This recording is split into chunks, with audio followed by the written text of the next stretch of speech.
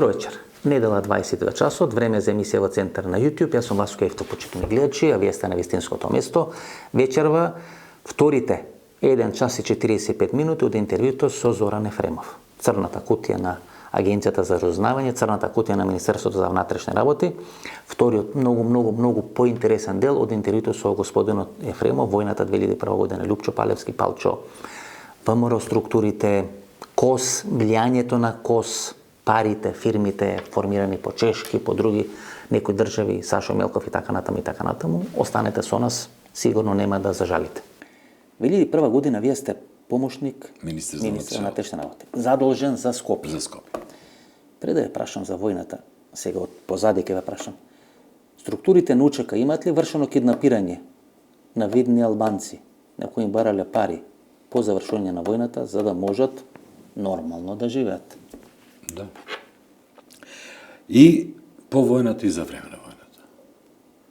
Исто така. Едниот е покоен. То да, како конкретни случаи, тоа повеќе. Едниот е покоен. Во врвот на својата политичка сила беше заменик градоначалник на Скопје на Петра Шелегов. Да, меѓу другото. Да. Еден од најголемите дистрибутери на алкохол, бизнесмени, Енвер Маличи. Да. Кој беше киднапиран? Неговиот син беше киднапиран. Утрото од 2 часот од гаражите во градски трговски центар. Колку пари му бара? Па по разговор кој што имав со Енвер Маличи, бидејќи ја веќе не бев помошни министер. Тоа е месец дена од кога бев со мене, така нешто месец-два. Може би 2 месеца, ноември бев с мене на почетокот септември, тоа е ноември месец. Мислам по неговото искажување стануваше збор за 800.000 евра, мислам беше од тоа време. Која година тоа? Значи евро или Тоа е крајот на 2001 година. Значи мислам дека 2002, ако не се лажам, доаѓа еврото, значи Тоа беше марки на. Значи марки. Евро или марки, голема сума на пари. Да, сега. Структури на УЧК тоа го прават. Да, по негово искажување. Имавте му се представено. Имавте и други примери на структури на УЧК што вршат киднапирање и за време на војната и после. Имаше за време на војната повеќе такви случаи, за жал. Војна е војна.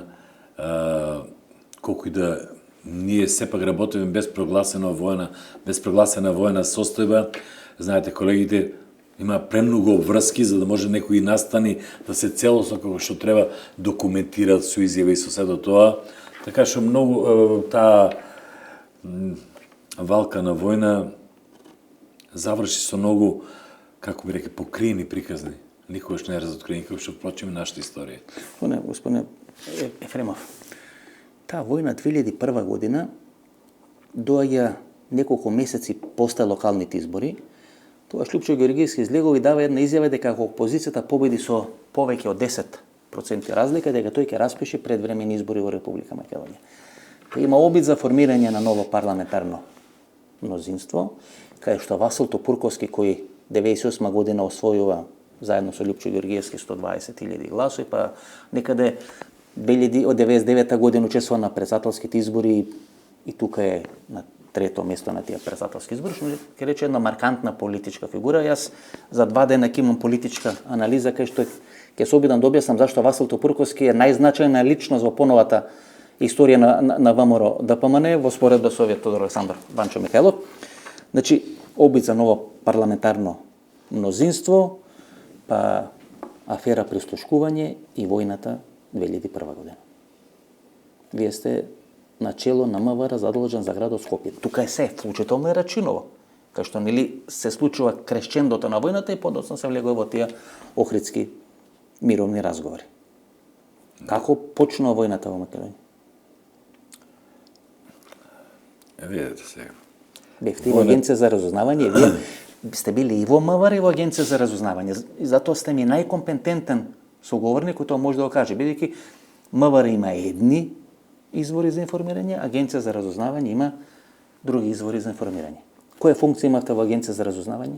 Во Агенција за разузнавање, кога заменав бев директор во Агенција за разузнавање, односно директор на одреден одел. Кој одел? Одел за безбедност и контраразузнавање. Значи клучниот одел.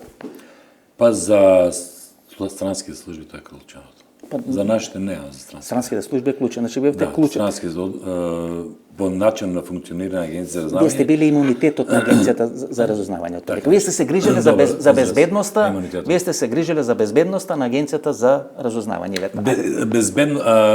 Грижа за безбедноста на агенција за разузнавање и на изворите на сознание на колегите на агенција. Господин Ефремов, колку месеци или колку години пред војната, пролета 2001 година, агенцијата за разузнавање дава анализи, проценки и алармира дека нешто се подготвува?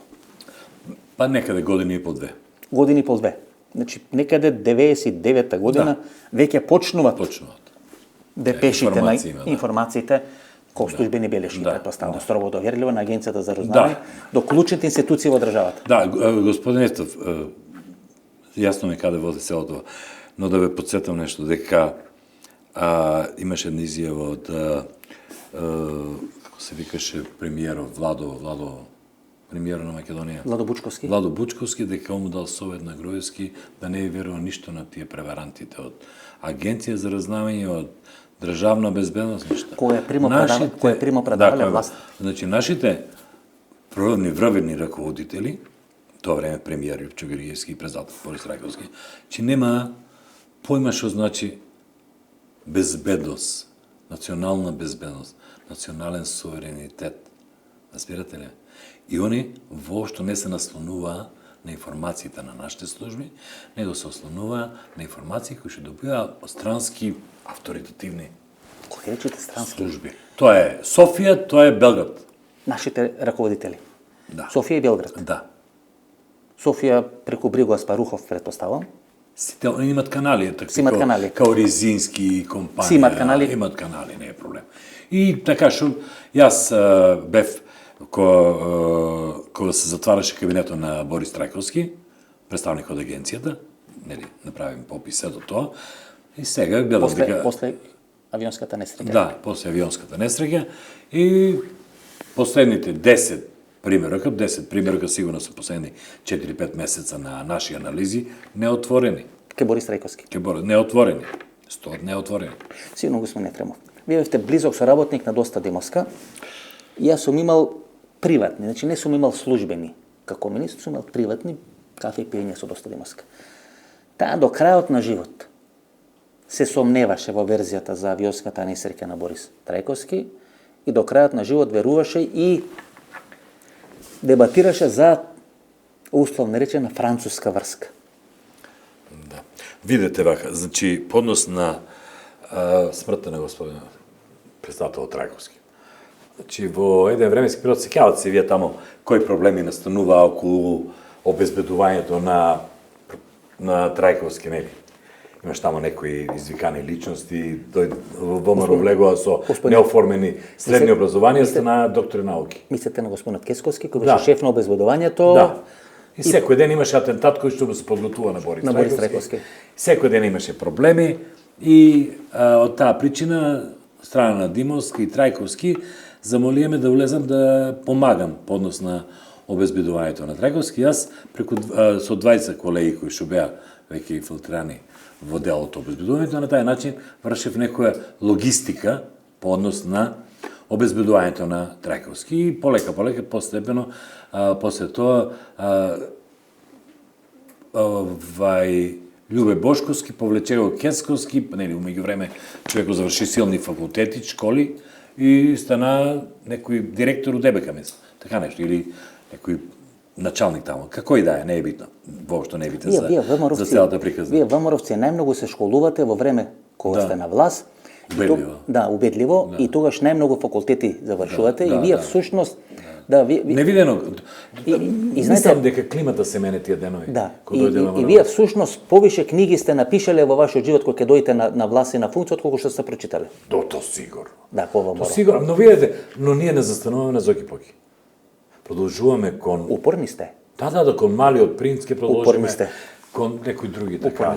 Волчиното самарче е врво. Мора секој да го има и наизуст да го знае. И сега, значи, доста Димовска за преке кај сакам да ви посочам зашо Димовска цело време се сомневала во официјалното известување. Кога 20 мои колеги замина во некојаш патува заедно со Трајковски, некојаш одеа како претходница. Зависи како проценевме, каде и шо. Кој вие двајца што ги ставате? Да. И во таа прилика за Сараево, тие заминаа во Мостар, нели? Заминаа како претходница со наше возило. И беа таму, за да пречека доаѓањето на Трајковски. И кога се случи тоа што се случи, јас имав со нив комуникација онлайн, не, постојано. Утреден кога се пронаде местото каде беше авионската несреќа. Тој столац. Да, столац. Од нивна страна, значи они уште кога одеа тамо, ми се уште претходно ми кажаа дека има тука еден простор кој што не ни дозволува да навлеземе.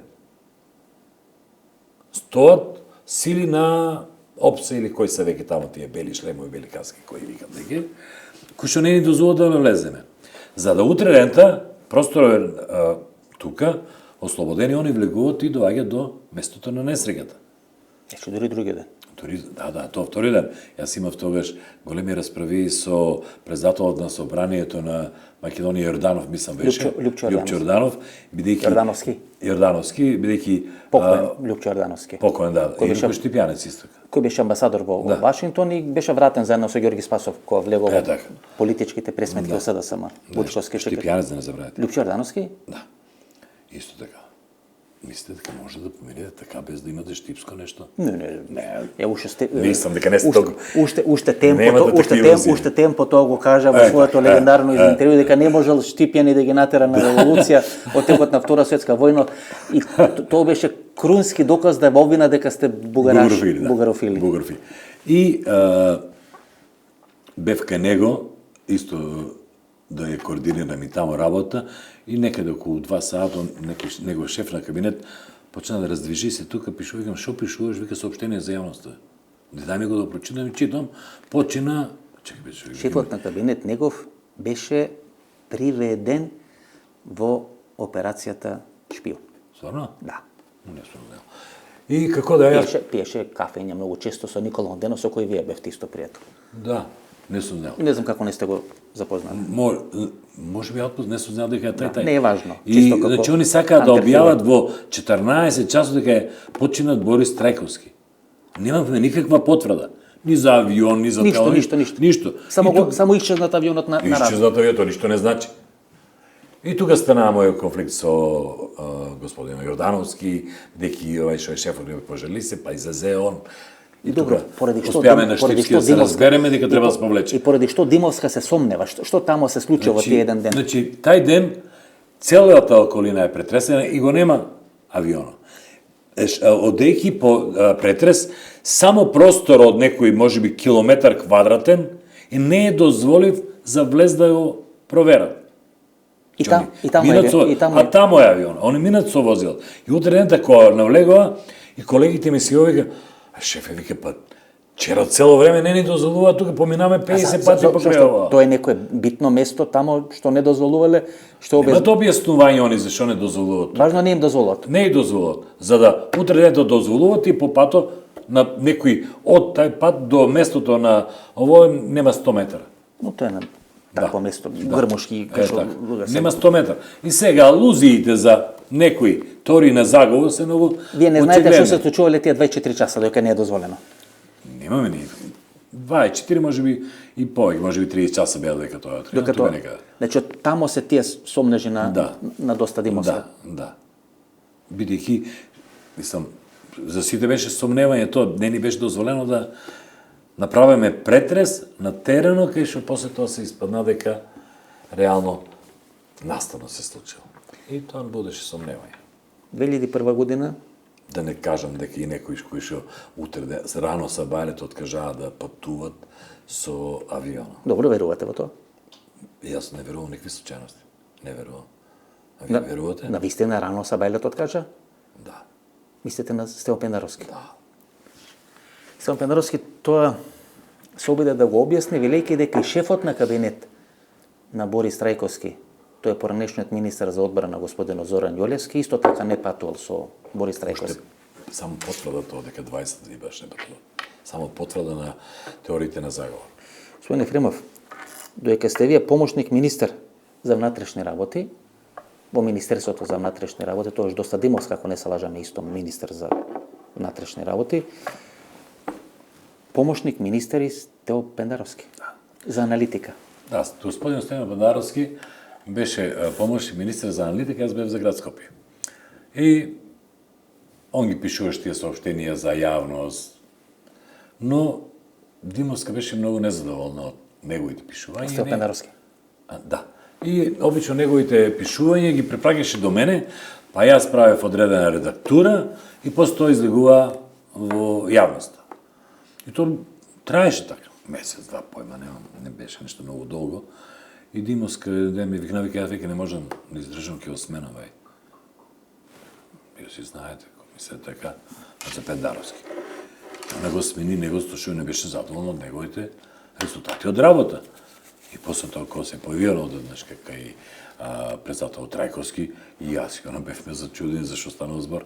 Јас цело време мислев дека Стево Пендаровски е избор на доста Димовска. Знаете, тогаш беше направена една приказна дека структурите на Фрчковски, Ацо Кабранов, нели целата таа екипа, беа многу во наводници блиски со доста Димовска. Па сестрич, доста, сестра Имаше една Достич фотографија и така натаму. на Фрчковски, неа глава до глава две. Нели? И се велеше дека доста Димовска всушност ги промовира или ги форсира кадрите на Љубомир Фрчковски, дека по таа линија Стево Пендаровски е дојден во кабинетот на Борис Трајковски, прво како портпарол, а подоцна како советник за национална безбедност, после заменување на Никола Димитров до неодамна, до пред неколку години министер за надворешни работи, Преспански договор, потписник на Преспански договор, него го испраќа да биде амбасадор. Дераката што требаше да му слуша по татко му. Татко му викаше дека. Татко му го колнеше, тој што ги потпише. Да, така значи, беше. за него е. Да му сисуше раката, на тој што ќе потпише. Чисто нека. Да, така беше.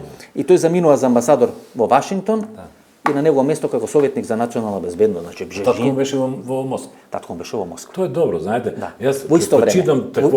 во исто време. Предпочитам кога фамилиите се залагаат за себе си. Тука, Тоа е многу добро. Тука да биде. Тука и имаме во интересна комуникација, секогаш знаеме како што да не се скараме со никој. Добро е тоа. Ако имате фамилија, добро да се така. Значи Стево Пендаровски на изненадување на Димовска завршува кабинет на Борис Трајковски. Да, утрото, тоа го знам, тоа е директно моје искуство. Значи утрото кога го оставија Стево Пендаровски, јас побара прием кај Димовски. И се качив кај неа. Значи, јас бев луд. Но и таа беше. Беше поцрвенета од нервоза. После јас кој се обрна за што станува збор. Тука го сменивме, таму А сега тука викам, комуњара тешка викам, за што збореме викам. Ке инфицира се што може да инфицира и ке направи повторно проблеми. Нејзин одговор беше, што да правам, Зоки, расправам се 3 дена со Трајковски вика. 3 дена се расправам, кој му ставил главата, кој не му вика, јас не знам. Значи така Стево Пендаровски завршува. Да, така што воопшто нема И утрото, Димовска ништо. И утрото кога лета, тој 26 февруари, така нели? Кога лета за Мостар. Да. Откажува патување, Да. а не одени Зоран Јолевски кој е шеф, кој е шеф на кабинет на Борис Трајковски. Да. Господин Ефремов, како почна војната 2001 година? Колешката Снежана Лупевска оди во Танушевци, ја фаќаат, ја ослободуваат, вела дека во структурите на МВР вие сте првиот човек кој разговара со Снежана Лупевска. Да, господјата Лупевска, новинар на, не знам која телевизија беше тогаш, На еден телевизија. А1, и јас добивам информација дека на одредена новинарка била од некои НН лица униформирани во оружјени СТР натаму и дека им била земна камера и така натаму. Сега тоа е сепак настан кој што не е вообичаен. Сензитивен е. Сензитивен, да. И сега јас тоа да го дадам на некој друг, да колега оди одработене, дека немам недоверба, колегица беа страшно професионални и фантастични, но мислев дека е моја должност да јас се појавам таму, како наспроти барењата од Љубе Бошковски да се појавам по сите негови глупости кои што ги правеше во околините на Скопје. Па или унова. А секаде бараше да се Кога нели појавувам како јас. Рамбо, како Рамбо, командо да. спукаше од пушкометар лес. Да, тоа случи после мене, фала Богу. Јас После се случи. Да. Може ти баш. Да, но бараше и некој штрапнел може да ви завршиш. Да, конкретно за Љуботен бараше јас да излезам на терен. За Љуботен. Да, и тогаш се случи судиро, поради кој што можеше да ме смене. Ова Јохан Трчуловски. Да, бараше од мене да јас излезам, јави ми се по телефон, братче, треба тука, плакаше на телефон, некои албански пратеници, македонски пратеници од албански происход, нели? Потекло од ДУИ или од кој не од ДУИ, пардон, од ДПА, беа влегле во кабинето и го притискале и он буквално со солзи да отидам јас на терено на Љуботен, кај што ќе дојдат меѓународни институции за да направиме увид за нештото. Па да ве заглави уште толку. Па да ме заглави што јас. Јохан Трчуловски кој беше кандидат Да, за градоначалник на Кисела Вода, па кандидат да биде директор на лотарија. А не знам за лотарија. Близок до Христијан, Мицкоски, го завршува Хашкиот трибунал. И Љуботен, тоа што се случува во Љуботен. Да. Се извинувам. Дали во време на Доста Димовска, тоа беше првото обвинување со кое почна да се руши на безбедносен план владата на Лјупчо Георгиевски. Дали Доста Димовска на Мендух Тачи му ги даде списоците на сите соработници на македонските служби во албанскиот кампус. Не. И дека е растурена мрежата на соработници, нели тоа старите разузнавачи, шефови на ДБК, во мноштво на интервјуа го потенцира дека Доста Димовска е гробарот на македонското разузнавање, на македонската полиција, дека сите шеми кои се градени со години му ги ставила на располагање на Мендух Тачи. Не. Тоа не е точно. Тоа воопшто не е точно. И не знам од каде тие. Тоа сте го читале, нели, во серија на интервјуа, написи и така натаму. Значи, некои, како вие што викате, шеми, центри, соработнички структури, од времето до 90-та година, 91 година, во тај известен временски период, тоа повеќе поради желбата на тие соработници да влезат во политичките процеси. Па добро, Слободан Богоевски во интервју за емисијата во Центра го кажа дека Доста Димовска е разнебитела македонска служба, му ги давајќи му ги информациите и мрежите на соработници на Мендух Тачи. Значи некој јабанџи или некој човек кој не е информиран, говориме за човек кој до 95-та година беше Вака. прв човек. Добро, ДБК. ова е за господин Богоевски. Од разговор меѓу мене и Димовска. Но за господин Богоевски. Дали во 1990 година, 91-90, УБК ги запали архивите, што не беа во функција, другите ги премести на еден место. Дали 98 година, пред изборите, УБК со камиони ја изнесе целата архива од УБК. Која мрежа можела Димовска да најде? Знаете што за Димовска не можеме да најдеме досие дека било кога водено против неа. Досие кој што знам дека постоje. Значи, ништо немаше. Ни за Димовска досието немаше го за Димовска досие не по друго. Значи јас и она сме потрошиле време и време да се распрашуваме за да ги најдеме. Тие се архивите, господин Ефтов, кои што уште долго време ќе окроат политичкиот живот во Република Македонија. Тие се некаде. Некој ги има, нема, од некаде се појават. Ќе се појават. Да. Значи, информации. И сега, стварно, извинете, се смирам малку. Не можете нервозен да бидете слободно. Само седите тука. Само мојот делокруг на. Тука е вамо и сакам да ви кажам, нека ми каже господин Богоевски или било кој од таа служба. Од тоа време дали не се случи овие настани? Тоа беше се празно. Јас кога дојдов да бидам директор, началник на Штипската ДБК, бев и тамо, меѓу другото, знаете што имаше у касата? Каса кој што јас сум ја поднел, знам што имаш. Немаше две лисчиња. Кога доаѓате началник на Штипската ДБК? Кога бев сменат до помошни министер, после 3 месеца, од 1.1. Бев 4 месеца началник на ДБК Штип и после тоа преминав во директор во агенција. Значи тоа е некаде 2001-2002. 2002 е тоа, 1.1.2002. А пред да бидете помошник министер, да. Шо бевте во Штип? Началник на Штипската управа за безбедност. Тој прв човек на Штип. Да. Видете, тоа ви го спомнам. Значи јас започнав 1.1.90. Бев како се викава, почетник, нели? И приправник. Млади референт, за бурек и за кафе. За кафе. И бидејќи дојде до промени, јас тоа бев година и пол. почна во капучино да ве праќат. Да. Значи не по кафе, по Да, капучино. да. Нова Македонија обично беше и тоа и бурек беше, и кафе нормално и би на филџани. Како кафе им носевте? Беше А турско само. Само турско. Турско Нормално, без шеќер. Прокси сме турци. Един ако донесе некој мито шеќерче, па ќе става, ми рекол не се дава пари за работи, не. Сега, како слушни Ердоган, дека сте турско кафе, има тука да ви се зајакна позициите во ВМРО. Да. Така го поминав, зборувам беше целиот период. Прво ДБК, па јавна безбедност. Господине Ефремов, имате информација за атентатот на Киро Глигоров? Не. Сигурно имате, прво сте биле прв човек на Штип, па сте се вратили ДБК во Штип. Видите, Значи како велат, сега ќе ви кажам. Значи како велат, не може некој нешто да направи да не ве познава, а во Штипјани не го познаваат Киро, нема кој да го позна. Значи како велеше синот на Киро Глигоров, Владо Глигоров. Мене ми многу жал што не направивме интервју со Владо Глигоров. Имам неколку интервју со Владо Глигоров. На 2 на 3 дена пред неговата смрт, пред да почне да договараме интервју, тоа е пред 2 години, значи есента 2022 година, договараме интервју во Виена, само треба терминот да го согласиме, 1 ден, 2 после тоа, на Сител телевизија гледам почина Владо Глигоров. Тој имаше една реченица дека луѓето кои губиле дедо му, се обиделе да губиат татко му. Не. Добре, ја само цитирам. Не, разјасните пред јавноста кој му е дедо прво. Можеме да ви кажам како е убиен дедо му, но пред да улеземе во таа расправа, што е многу интересна, сакам да ви мала дигресија, колку да се насмеете. 1 мај 93-4, не ме држите збор, и одеднаш ка узбуна добиваме, кој е најден тука, тога немаше мобилни, успеа да не најдат. Преди малку бевме, да кажем, најдеане сите, телеграма на работа. 1 мај, како на работа. Да одеме на работа, телеграмата шо е, нема го председател на државата, Киро Глигоров го нема. Го нема. Како го нема? Нема го никаде. Не може да го најдат.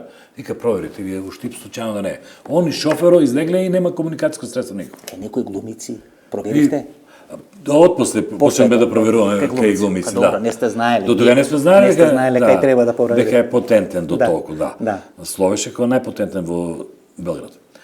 И тражеме на сите страни, нема. Едно време гледаме од полициска станица која што е во Штип и одма преку реката е парк, мал парк. Ма привлечено внимание црна кола паркирана на патот до една страна на паркот. На паркот. Да. Каде да видиме, ајде да видиме. И ни одиме према колата. И покрај отињи минеме, а тука на клупичките Киро 7-8, негова генерација уште 3-4. Шах игра. Не, разговор си прават во бед. Политика бистрат. Тоа во Битол си играе шах на кај нас. И во Софија. И во Софија. Да. На булевара. Да. И така што го најдеме Глигоров сам, тука, без никакво обезбедување. Значи, вие немате информации за атентатот на Киро Глигоров?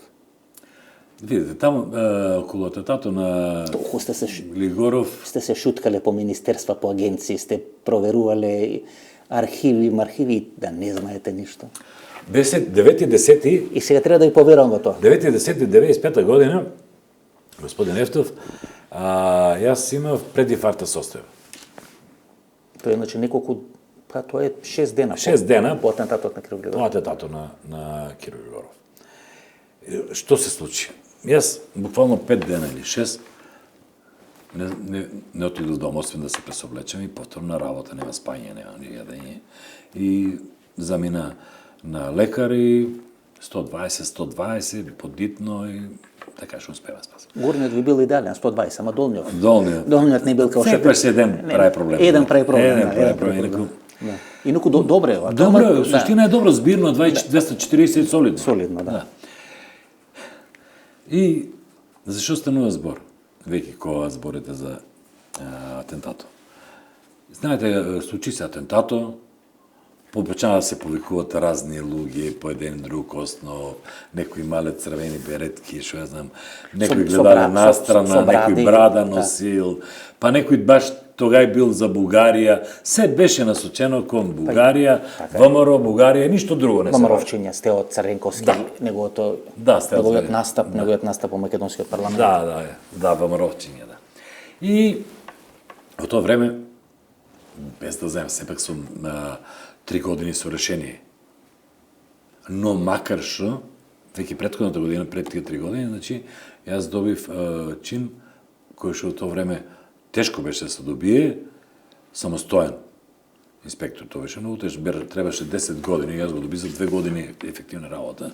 Имав некои реализации, или ко се веќе вика тоа. Како и да е, и пишувам материјал, сепак наивно, пишувам се што ми дојде, нели? Стари доде, цел живот помина така, немам што да криjem. Тоа што го добивам како информација, јас го пласирам со моја анализа на нештото. И што се случи јас, значи тоа е, атентатот е 3, мојот материјал е 4, 5 сабајлето, одам на работа, хаос. Испадна дека од цела држава, баш тај мој материјал предизвикал некое силно внимание, што дури министерот Фрчковски јавил се да се продолжи таа линија, да се види дали тоа стварно не се имале никакви материјали од оперативно работење на страна збор за материјали од први. А вие имиња некој спомнувате во тој материјал? Не, само ситуација спомнува тај материјал. Ви играше. Како? Ви играше левото око, така да нешто се обидовте да скриете. Не, вие се обидувате да манипулирате дека ми играше левото око. Тоа што ќе приметев ако ми играше левото око. Милион посто. Жал ми. Не, ќе дајме крупен кадар. Ќе дајме крупен кадар, не е Ќе дајме крупен кадар. Да, не е проблем, инаку самото ваше присуство доведува до тоа да човек се чувствува нелагодно, Може. треперец или играе. Може. Сепак. Може. И сега, значи, некој име спомнувате? Некоја ситуација јас спомнувам, која што многу привлече внимание, како простор, како објект и лица. Лицата не со имиња. Линијата водеше кон на истрагата кон таа ситуација? И линијата водеше кон таа ситуација. И тоа го ја ставам у материјал. И тоа стана една прогон по мене, јас прогон кон мој извор на информации, тоа е неискуство на една служба, значи сега сосема другчија би играл, после такво искуство што го има во работа службите, нели? Како сега овие што прават закон за агенција за разузнавање, никош не работеле во разузнавањето. Појма немаат што е разузнавање. Појма нема. Исто и тогај. Тоа е 95 година, така? 95 година. Фрчковски, Слободан Боговски цело време се повели. Од сегашна временска дистанца ќе правиме нели уште една емисија, па тамо тоа ќе кажеме. Вие би го знаеле името на атентатот на Нигоров? Од сегашна? Да. Да. Со методи на работа на Агенција за разузнавање или Управата за безбедност и контраразузнавање. Кога говоревме за ОТА, кога говоревме за ОТА, не кажавме една работа, дека рековте дека сте разговарале со Александар Николовски, чисто да објасниме. Да.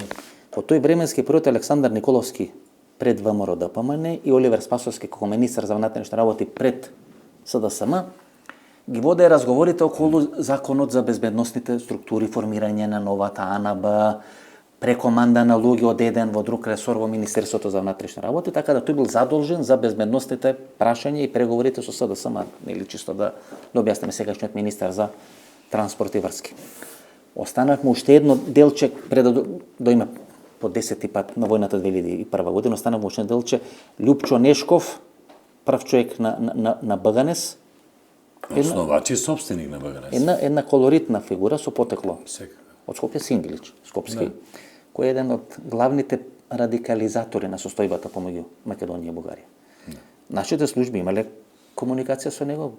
Верувам дека имале, дека е под обработка, верувам Дека има. Дека не е, сигурно е. Макар што Љупчо Нешков, искрено да ви кажам, баш и не е некој профил кој што, но во моментов ја игра играта. По она што го гледам од неговите настапи, плитка материца би рекол, ајде. Сега на српски го кажуваме плитка материца, бугарите да ги нервираме, нели? Па да ги нервираме бугарите. Па не знам кој би преведели плитка материца. Па не знам, па никако ќе преведе. Хте некој Русија дојде,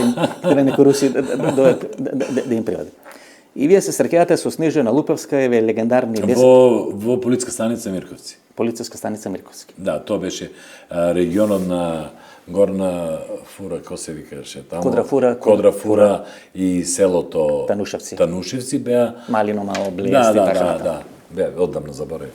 Беа под полициска станица Мирковци, мислам дека беше. Јас отидов во полициска станица Мирковци. Значи ве први информациите од неа ги добиваш. Да, јас бев тогаш одев на штаки, не можев да одам, после совркање со гипс и така што бев некултурен да седам, она стоеше господјата и од неа ги добив информациите први дека била нападната, дека таа заминала тамо да снима некои национални, меѓунационални односи и есетера и не знам шо и како.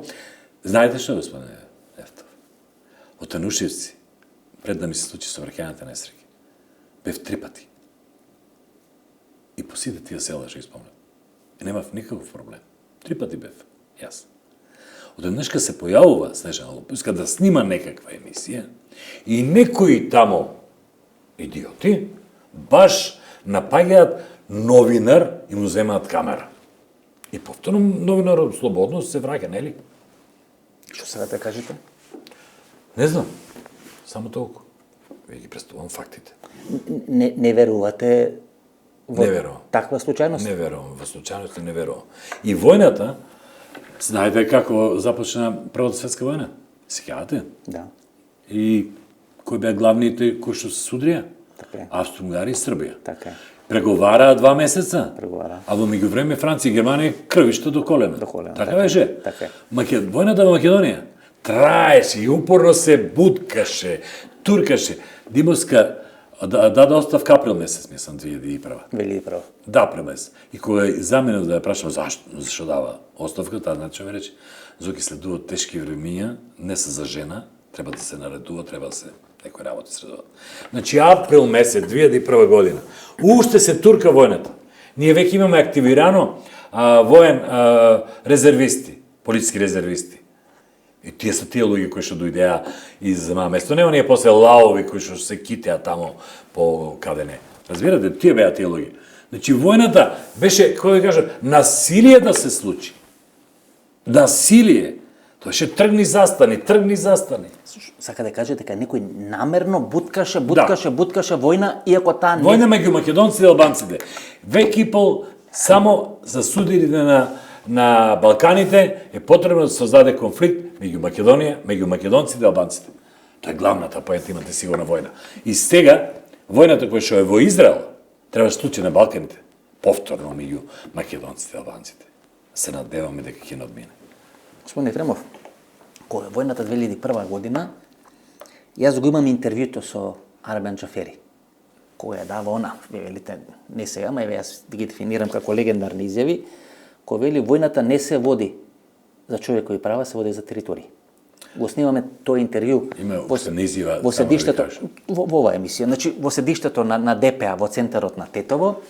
И додека ние го снимаме интервјуто, се слуша горе. Да, пушкарање, гранати и така натаму. Не, тука го правевме, не мрдна ни тој, не мрдна ни екипата, не, го снимавме тој интервју, дури се слушаше во тој интервју одредено пушкарање. Мислам дека во тој интервју даде најубавата мисла која што дал било кој политичар во Македонија. А тоа беше дека тоа е плод на дека станува збор за млади луѓе со прекумерно консумирање на недоволно ферментирана млади луѓе кои што наоѓаат во делириум тременс поради прекумерно консумирање на недоволно ферментирана улична демократија. Ако ова мисла или приближно до неа имате чуено од некој друг македонски политичар, кажете ми. Мислам дека тоа беше така. Стео Пендаровски во неформални средби вели дека тој дал информации. Никош не сум ја прашал колешката Лупевска дека има структури во Танушевци. Може би. Точно може би сакал да се фали. Може би сакал. Но јас само презентирам дел на информации. Видите, воопшто не јас ви кажам мојата карактеристика за Стево Пендаровски. Братно на Стево Пендаровски работеше директно под мене. И правеше 300 глупости. Војче. Кршеше стакла, коли крадеше, уништуваше. Јас го имам суспендирано на месец од работа, па Димовска ме убедуваше дека поради Стево Пендаровски да го, да се јас повлечам, повлечи се. 300 глупост, тоа го знае секој од агенција за разузнавање и до ден што работат луѓето ќе ви кажат. Зашо стануваат баја, ништо не верувам. Нека каже прво Стево Пендаровски, по однос на посетата на Ердоган Нека каже Стево Пендаровски. Што тоа се има случено за до тоа ниво да се нарушат односите меѓу Македонија и Турција, Турција како наш стратешки партнер, за да Ердоган замине во Тирана и во Белград, а не дојде во Скопје. Бидејќи, ако се сеќавате, Стево Пендаровски како обичен турист замине во Фанар. Во Турција не беше кој разговараше со Бартоломеј по однос на црквата, нели оно што претходно го работевме јас и Оливер, оно иде за да купува поени, бидејќи ветуваше. Ќе го завршиме разговорот со таа тема. Повелете. Не, сега продолжите. Да продолжам? Да. И значи, како тоа може еден председател на држава, посебно во Турција, Турција е фантастично организирана држава, да влезе во државата Турција и како најобичен турист замине во Фанар? Тоа е навреда за турците? Тоа е навреда за нас. Добро и за турците. За турците не навреда. Мислам, за Ердоган. Он по спекулации што ги имам слушнато од турска страна, на барањето на Пендаровски да биде приман, Ердоган со вулгарни зборови се обратил дека нема шанси никош да го види таа личност да ја види. Ето, господине, Истовремено 2 месеца, само сакам да кажам, поднос на однос Турција и Македонија. Истовремено 2 месеца потоа, министерот за надворешни работи на Македонија замина за представување на почетен конзул во Анталија или не знам каде таму беше. Исто така не беше приман од никој од турските званични лица. Нека ми кажат зашо станува збор. Турција, на која и се обраќа Ѓорѓе Иванов. Да. Освен Германија, Франција, Велика Британија или Руската Федерација Соединетите Американски држави, за состојбите во Македонија поврзани со Тиринска платформа која завршува со 27 април, настаните на 27 април, Турција е една од тие држави.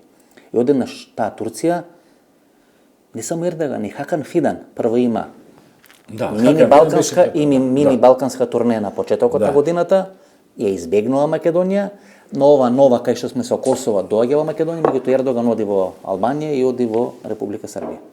И избегнува Македонија. Се најавуваше неколку пати ќе дојде. Видите, во геополитиката тоа е исклучително значаен поздрав. Македонија е надвор од сите текови.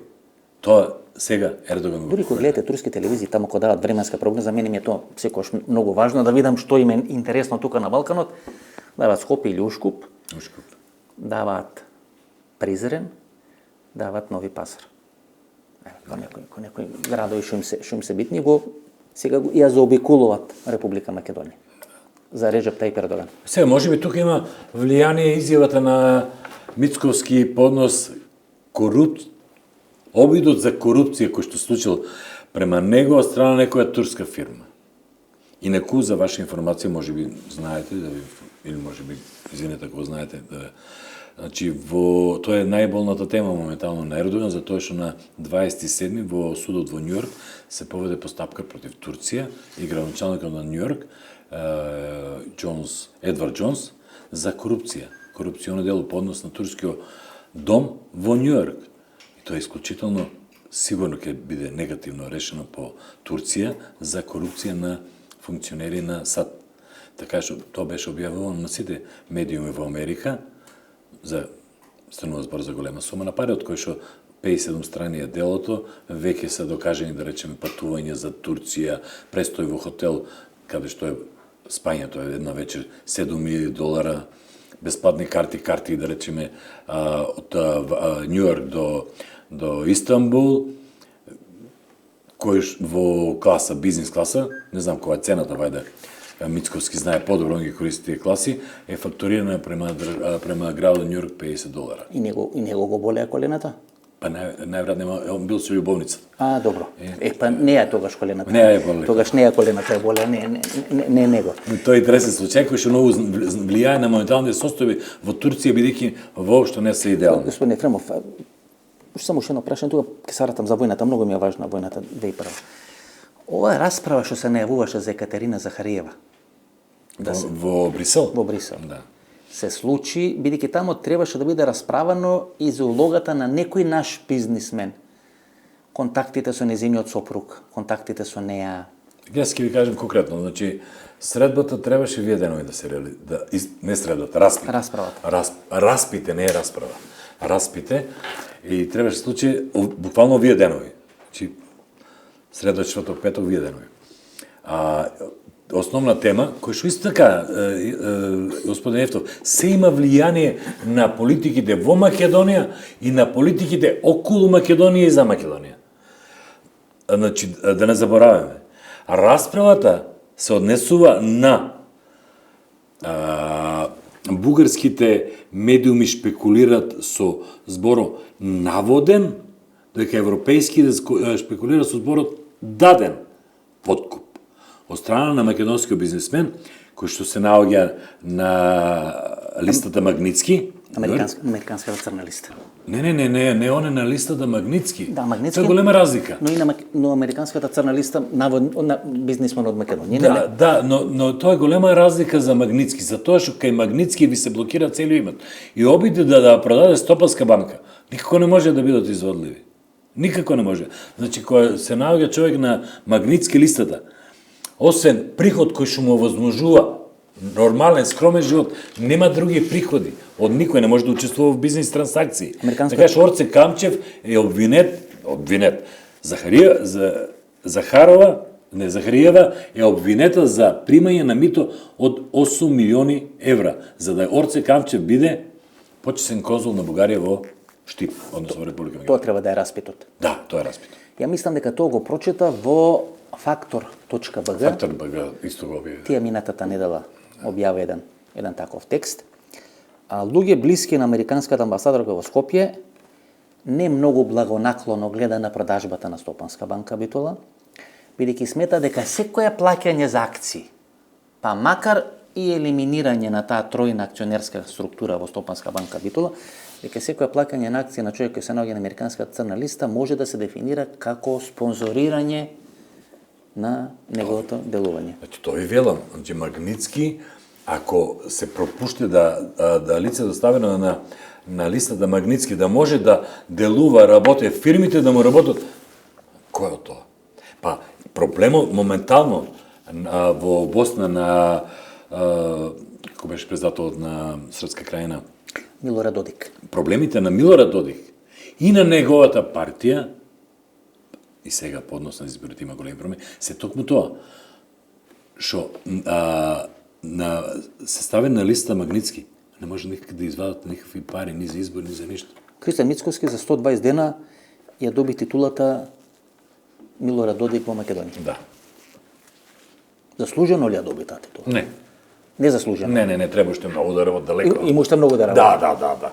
Па јас ви спомнам, он е само кукла која што треба да се покаже. Сите другите работи ги работат другите, он е се поизненаден. Така што далеко е Додик сепак. Апсолутен господар во државата Српска крајина. Сакам за тоа да зборам, ама може ли за војната 2001 уште едно прашање да во Танушевце кои луѓе беа тогаш? Бе велите неколку пати сте биле и без проблем сте поминули. Значи немав никакви проблеми. И после тоа, после новинарката господјата Лупевска, да, повторно заминав таму. Заедно тогаш со Љубе Бошки на барање на Димовска. Повторно со Штаки и сето тоа. И знаете, јас го спомнам тоа псевдоразузнавање, тај клиентелизам, кога гледате соговорникот што очекува да каже, што ќе биде навеќе радосен, така фолојатава информација. И вие гледате да му ја презентирате таа информација. Значи, во Танушевци, јас и Љубе Бошковски, ама баш ништо не видов. Добре, немаше робови, укупување, ништо немаше. Оружјево. Ништо. Нели, кога беше ова конфликтот во Рачиново, командант Хоџа на телефон се слушаше со Љубе Бошковски, нели, се знаеја, комуницира. Тој се сметаше за командант тамо во Танушевце. Да. Командант Хоџа. Да. Немаше ништо, значи. Ништо немаше. Кога доаѓа тогаш овие луѓе? Што прават војната? Како велите вие, неколку пати почнува, па прекинува и некој на сила е турка таа војна да се случи. Прво, кој е тој на сила и кога доаѓаат клучните играчи? Значи, господин Ефтов Преска, ви спомнам дека за писмото од анализата од страна на француските служби, на британските, дека 600 души успеле да злезе на цела држава. А партизаните, кога ќе чуте да историјата на Македонија, тоа биле луѓе и луѓе. Ето, мене беше секогаш интересно да се распрашуваме зашто има прво излегување на брегалнички одред, второ излегување на брегалнички одред. Никој не беше Како велат, војната, односно учеството почнува 11 октомври, нели, 1941 година, Комунистичка партија на Македонија е формирана март 1943 година од Тетово. 43. Од Тетово, значи година и 2 години цели. Скоро 2 години. И така ми беше со прво излегување, второ, како е прво, второ. И се распрашувам што е прво, што е второ, нели? Ко време за 2001. Не, за 2001 се разборувам и за 41. Прво излегување и второ излегување. Дај кажете за Ќе врнам до 50 пати се вративме и стално ни бега разговорот. 1941 година првото излегување на брегалничкиот одред, децата од гимназијата избегале од час и се скрили у Кумлак од одмарат гимназијата. И дошло тоа време директор Емануел Мане Чучков и собрали ги родители дека слушајќи чуат војската и полицијата бугарска, ќе ни потепат деца, викнете ги си дојдат. И дојдат деца по еден шамар и завршил првото излегување. И тој брегалничкиот одред. Првото излегување завршил. После тоа собрале се 15 души и се случило второто. Така, и војната на Македонија собраа се 20 души, учека, и ќе стават на една лада или джип in the middle фарлач, двајца унатре, еден стои, и одат и фрлат и пукат. И ние тоа снаги потрошиме. Ја да ви кажам, после војната, нели, формирана влада, СДСМ и ДУИ, и одам кај заменик министерот на државниот архив, командант Вентили. Да не кажуваме. Влагам таму, прво плавуша една секретарка, нормално мора да има плавуша секретарка. И од кај него трешти музика од Јелена Карлеуш и од Цеца. Него како? Да. И ја викам да не ја сгрешив канцеларијата.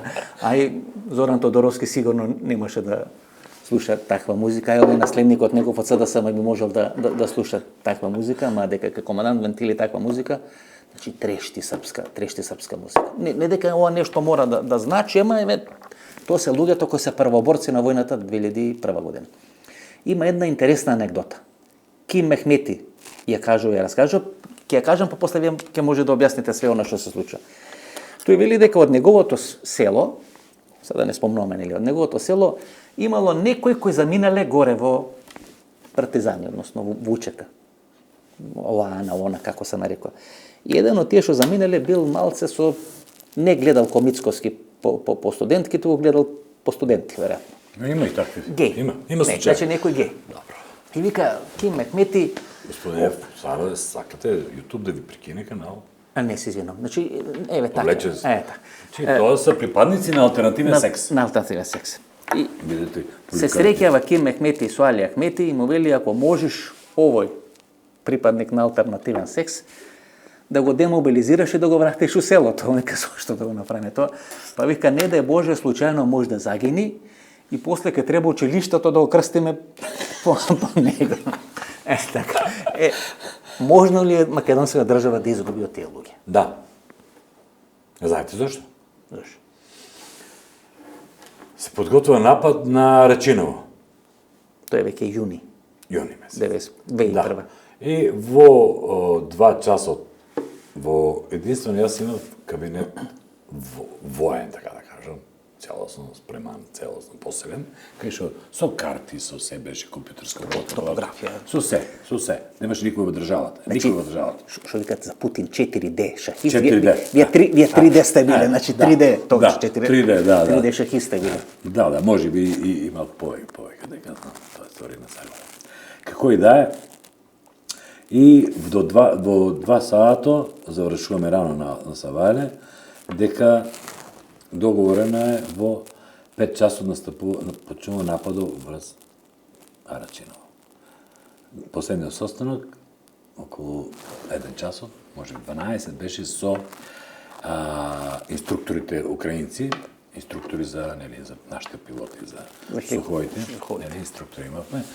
И тоа е еден посебен момент кој што мора да се каже македонска јавност. Низ цела историја од Русија, само зло имаме добиено. Словело.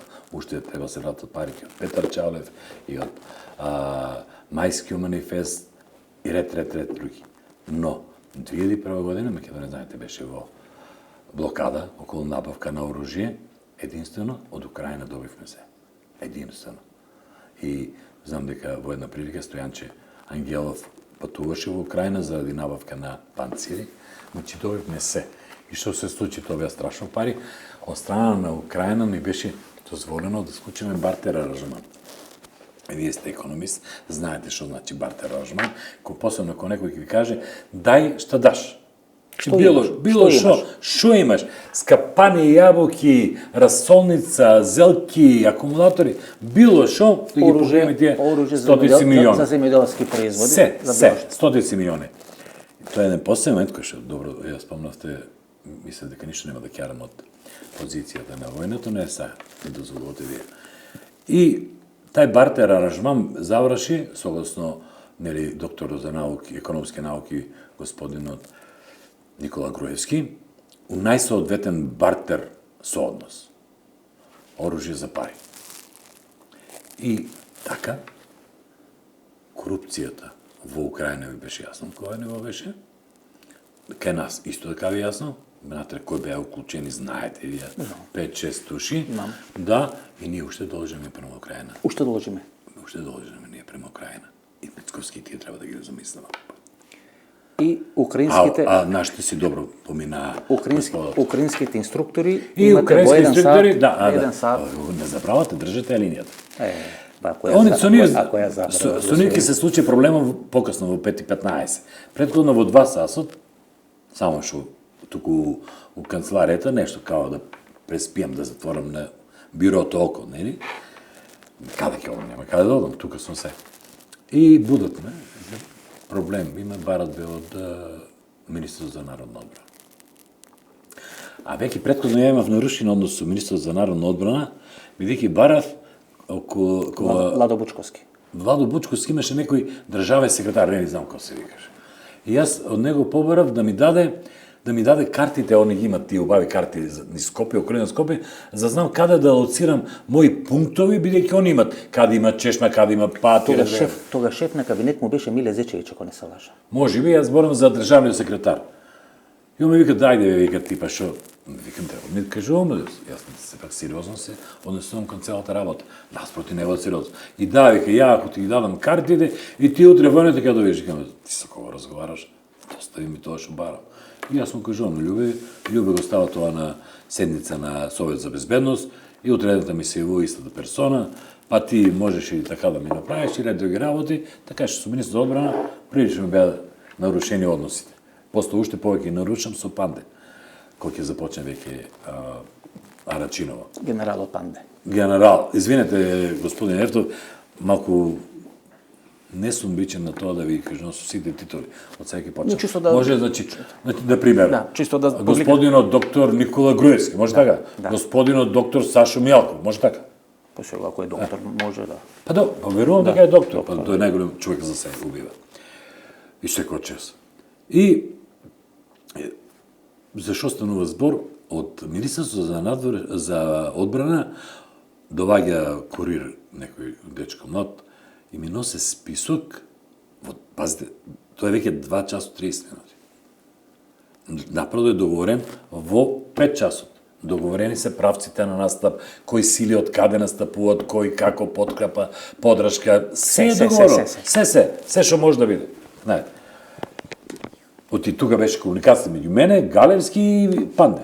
Генерал Панде, генерал Галевски и мојата маленкост Ефрем Озоров. И список ми донесува, викам, зашо станува збор? Вика, ово се лица кои што се ангажирани кај вас како резервисти, а нам ни треба бидејќи у нашиот распоред се водат за тенкисти и ние немаме тенкисти. 2:30. Кај да ги најдам тие? Они немат тенкисти во 2:30. За 2,5 часа почува нападот. Во Рачиново. Тоа заврши тука. Кого јас да тражам од 2:30 за да проверува список, некој бил од Неготино, некој од Штип, друг од Струга, каде сте тие луѓе? Може би на пунктови, не може да едноставно, невозможно. Видите, во еден момент јас имав 5000 луѓе под мене. 5000 луѓе е бројка, мора да признаете. Да, вие сте, значи, помошник за Скопје. Да, за Скопје. Во Скопје 5000. Рачиново и тука. 5000 луѓе. Каде ќе најде? И, значи, тоа го завршивме. Тоа е тоа. Во 5, јас барам од моите колеги да ме разбудат у 15 до 5 за да стасам во 5 на лице место. Во хотелот што е Белви. Белви. Кај што беше тоа штабот фактички. И во Белви во 15 до 5 не ме буду, јас се будам саме во 5. Зашо не ме разбудите луѓе? Па сега си ли навика, у 3 сата си ли, на која те разбуде? Шо спање, тоа саат и по. И ништо, видно, јас за одам кон Рачиново, значи, веќе 15 минути кој започнат нападо, и слушам веќе пискање, веќе на автокоманда, јас слушам пискање по радиостаницата. Луѓе викаат, цркаат, плакаат, погодени, што се случи. Јавуват ми се од озгоре, овие летачите, хеликоптерчија. Шеф е задоволен, ми се ги рекao тоа, викам, како да бидам задоволен, викам, сите кукат, плакат, што правите вие? А тамо имав, како што е обрача околу Рачиново, секаде имав 2000 метра растојание од моите позиции до селото Рачиново. Освен на едно место, Крушката, така нарече Крушката, каде што беше растојано него 700 метри и сега на вие им посочувам. Значи, внимавајте кога ќе гаѓате, само тоа ми е ризично, друго, тоа е 2 км, нема како. Они прв удар на Крушката. И повторно ќе праша случајно, е? Кој? Од натре? Од озгоре, наште. Пукат. Хеликоптерите. Да. На Крушката? На Крушката, баш таму. И јас улавам у Белви, луѓе повредени, секоја среќа, јас имав среќа за цело време на конфликтот, немав ни една жртва. Ни едно тие 5000, ниту една жртва немав. Под вас што се? Да, за кој што јас одговарам. На никого не бев принуден да му тропна на врата да му кажам брат ти почина, татко ти почина, сопругот или вилажа. Фала му на Бога. Че така почнува И војната во Рачиново? па да, тоа е тоа, нели има сега бомбастични текстови, војната за Рачиново, Рачиново. Битката ја реши војната во Македонија. Да, не, значи нема врска, тоа е толку обскурно кога ги читам некој. Знаете, без сакав да напишам книга за тоа. И почнав да ги купувам сите изданија кои што се несува објави по однос на војната. Но имаме едно, што знам, прилично. Сите се тоа лаги. Колку луѓе има внатре во Рачиново? Па некаде околу 100-150, не повеќе. На учек? Да. Со 3 автобуса кои изнесовме, 3 автобуса мислам дека беа, внатре имаше нека имаше 80-200 луѓе. А имаше ли овие инструктори странски? Видете, за инструкторите е вака, сега, не знам дали имало инструктори, нема. Но ќе ви кажам ситуацијата која што ја реши битката за Рачиново. Така? Да. Значи, случува се да започнат дека ќе заврши операцијата кон Рачиново. Љубе Бошковски доаѓа и ме вика на мене, претходен ден, вика, братче, утре до 3 сата и крај. Како бе крај, уште сме, имаме уште толку да пукаме. Ели, не сме завршили, ништо не сме завршили. Не, така е договорено. Викам, кој сум јас за се борам? Утренето доаѓа, вика, братче, не е до 15, него до 13 часот. Па маме, викам, што вие на вас, па само намалувате. А што ќе правиме, вика? Мора да прекинеме. И добро.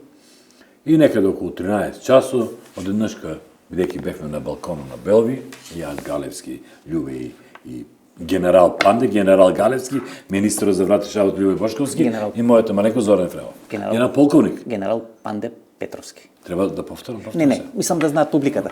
Вие сте полковник? Не. Никош не сум имал чин. И ја не ми даде чин. Не си да дава. Не ми даде. Тоа е малку. Не мора да толку играете на мојата суета, ќе молам. Не играм уште. Како не? Вршувате за чинови. Значи, вие, господин Љубе, генерал... Господинот министер Љубе Бошковски, не знам дали доктор науки, и така натаму. Имал време да докторира. Сигурно. Имал време. Па имаш. Шевенинга да докторира колку сака. Па да, ама немаше кога да ви правеше јадење. Рецензенти немаше. Јадење и правеше тамо и и додека и служиш, знае, дека тај што служиш што добива, знае. Џейми Оливер во македонската политика. Џейми Оливер во македонската политика најдобро тавче гравче прави. Да, најдобро тавче гравче. И во 13 часот, знаеш како почна Љубе, вика, Бело, знам, ме предават, се прекини. Дека се предават во Рачиново? Бело, знам, јас го. Сега, еден сат. Гледаш ли, братко, гледам, ја се гледам. Горе ко бевме На Танушевци. Танушевци, гледаш ги ко трчат, гледам ги. Тоа не бива ние сме на киносала, па пред нас трчат оние што продават. А нема. А нема ништо ко трчат, ни знаме, има нит па има некој да трче. Гледам. Лета сега паднаа самарите. Магарито лето, не? Значи ни бели знамења, ни укупување во Танушевци. И сега за тоа што викате, што инструкторите, односно што ја реши војната во Македонија, односно војната за битката за Рачиново. Битка за Рачиново, и знаете тие сите филмови Сутјеска, Неретва, знаете како се у тоа време рекламираа по западу ко одеа доживувањето на Јосип Брз Тито, а кај нас беа офансиви. Така е. Инаку, ако ги видите германските архиви, да речем конкретно кај Сутјеска, која што е ставена како страшен бој се бие и жртви гинат, од извештај на командантот, дека баш на тоа место, да, има некое кратко пушкарење, кое што завршило согласно процените на германците. Германците имале двајца полесно повредени, од другата страна предпоставува дека има тројца повредени, евентуално еден потечок или загинат. Тоа е целата случка. Значи тие на живоето на Јосип. И тие значи на голем одмор излегле. На голем одмор. Добро. И исто така и за оваа ситуација. И за почнува Арчиново почнува. И сега бара, Љубе разговара, преговара, и ми доваѓа, јас стоам настрана, тие они се нели. Сите ти имат чино јас, кој сум. И вика договорено се. Што е договорено?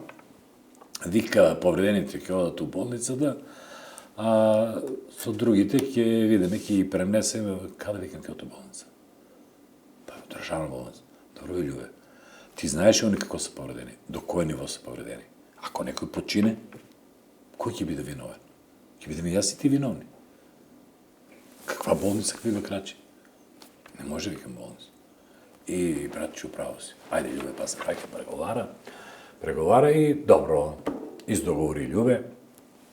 И сега случува се да едно лице биде изнесено од Рачиново и однесено на аеродром Петровац. Повредено лице. Едно лице. Бара се брза помош. Брза помош дава Меѓународниот Црвен крст. И сега брзата помош се појавува, се уште е Рачиново блокирано од моја страна, и се појавува на излез од Рачиново, и мене ми информираат колегите, викам, добро, ворат, викам, направите фотографирање и дактилоскопирање и проверка на раните. Тоа е нормална процедура. Секи заврши, јас треба да поднесам кривични пријави. И станува тука проблем, гужва, и приоѓа име на мене представникот на Меѓународниот Црвен крст, кој што беше тука во Македонија, со кого имав пред тоа исклучително добра соработка со човекот, бевме договорили како да функционира. И доваѓа, он бара од мене да опуштам новела. Види бе кај. Дали ја сте се договориме дека твои се ранетите, дека нема ти правам ништо? Да. Ама моје пишувањето на кривични пријави? Да. Значи јас барам само да фотографирам, да дактилоскопирам и ќе видам раните. Ово ќе заврши, некој ќе треба да пишува кривични пријави. Јас нема да го сопрам лицето. Само да го процедура да како што е согласно законно, ништо процесиран. Да, ништо друго не барам. И тука растана господин Ефтов проблем, страшен проблем, кој што трае едно 3 сата. А кој е лицето? Ништо не знам. Лицето беше во возилот. Кој да каже, ќе спекулира. Само. Значи не знаеме. Не, лицето беше возилото влезе во Рачиново, излезе на аеродром Петровац во авион, никој не знае. Тоа ли е приказната за... Тоа е приказната. За странски инструктор. За странски инструктор. Тоа е така заврши. И тоа беше многу натегања тука, и умеѓу време, кога беа тие натегања, случи се да ме притиска доваѓаше што рака треба да му се исуши од догледно време, бараше од мене некој да прекинам, да дозволам, бидејќи сега стана проблем за тоа што јас не го дозволам. И он ми доваѓа Никола Димитров, советник за национална безбедност тогаш. Господин. Борис, можете господин како сакате, чисто луѓето да знаат. Да не е припадник на алтернативен секс, па дека не го кажете го не знае. Како и да е. Поднос на македонско прашање сигурно е припадник на алтернативен секс. Поднос на македонско прашање. За мене ќе биде секојаш припадник. И заедно. Шусто ли у ВМРО толку со алтернативен секс обседнати ми? То не ми е јасно. Само да ние сме современи, вие упорно нас не враќате од 19 век. Ние сме современи, па 21 век е Еден Борис Сарафов кој бил бомби вано, видите што правил, вие тука алтернативен се вамо, па онамо, па и така на. Не, тако, Борис Саранов го судат за тоа што ги потрошил парите по курви и по коцка. Вие ко либерална партија да сте и така. И уште повеќе. И уште повеќе. Ние сме ултралиберална. Ултралиберална. И значи, доаѓа, значи, тој што е да, господинот со исушената рака и со него исто немав добри односи, дека беше горе кај министр, кај председателот, исто така, мислам, беше ми некој личинско што не може да е поднесувам. Треба го имаше такви, не на алтернативен секс, ама феминизирани движења. Ние сме од истокот, шти баш уште не се стасали кај нас современи текови на 21 век. Уште сме ние на телефоните со вратење. Ако Киро Глеборов од Штипа, вие така го дефинирате, да. Оправдано. Дели? Да, оправдано. И да се јавам, да го пуштам, дека не може да пуштам, и ти не си тај што ќе ми кажеш. И тука уште упорно гужува еден момент ги снема сите. Сите исчезнаа. Остана јас, Пердју мислам дека се викаше господинот, јас, он, оваа оксиморонска личност, и уште двајца, тројца полицајци. Тука е Марк Лејти. Значи, тука веќе... Тука е Лејти остана. Он беше таа комуникација. Овие преговарачите сите исчезнаа, јас само останувам тука. Уште е блокадата затворена. И едно време ми доваѓа таа обскурна личност, телефонот го држи вака, вика, председател те бара. И ја взимам телефон, повелете га, и во цитат зборовите на председател Трајковски, Зоки, молам ти се, Солана ќе не бомбардира, пушти се што треба, заврши работа. Завршен цитат. Ја викам, добро, вие сте главен командант, не? Кој сум јас да одлучувам за нешто, то се повисоки интереси, може да ги знам сите нешта, што се чуват, викам, во ред, нема проблем. И така се заврши Арачино, односно пушти се да помени листот. Но, тука не е крај на приказната. Сега следуват 3 или 4 автобуса со кои што требаше да се извлечат луѓето припадници на она кои што се внатре. И требаше да ги извлечеме од Арачиново по автопатот да заминат за горе Кумановските села. И сега, што се случува? Сега Љубе Бошковски активира машинеријата на ВМРО и како тренат автобусите, така се појавуваат огнови, така некои пијани луѓе, спремни да пукат. Ја никако не успевам да го решам проблемот. Да дојдат автобусите. Да дојдат автобуси да ги извлечам. Велики многу автобуси откажале. Не сакале. Да, ама јас не бев по тај дел. Важно 4 автобуса требаше и тие дојдеа. 4, да. Јас кој го е тоа правил и кој го е правил, не знам. И не ни верувам на такво дека некој нешто многу откажувал. Не сум, не верувам. Како и да, и до 11 саато јас никако не можев да ги извадам од таму луѓето со автобус и пренесам.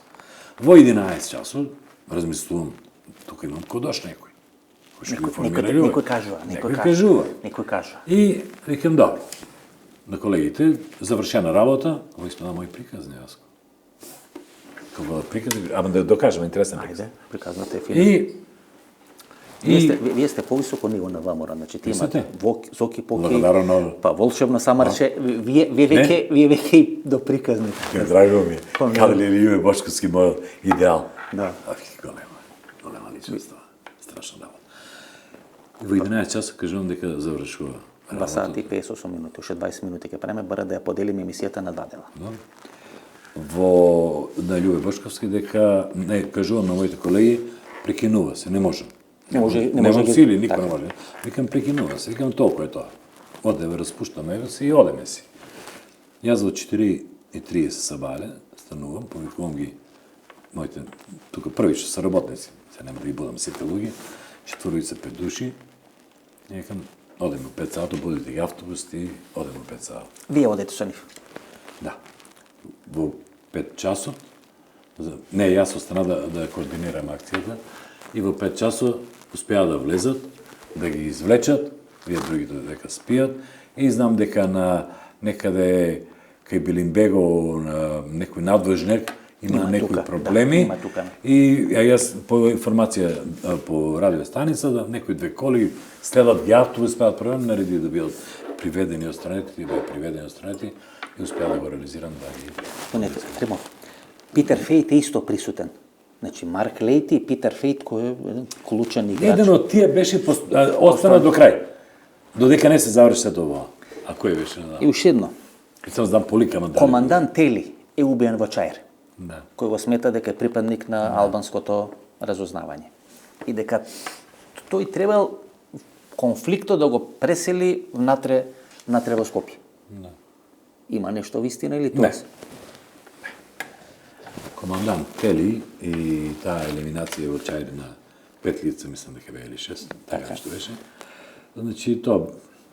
Видете, која војна има еден наратив посебен. Кога нема војна е сосема друг начин на разговор.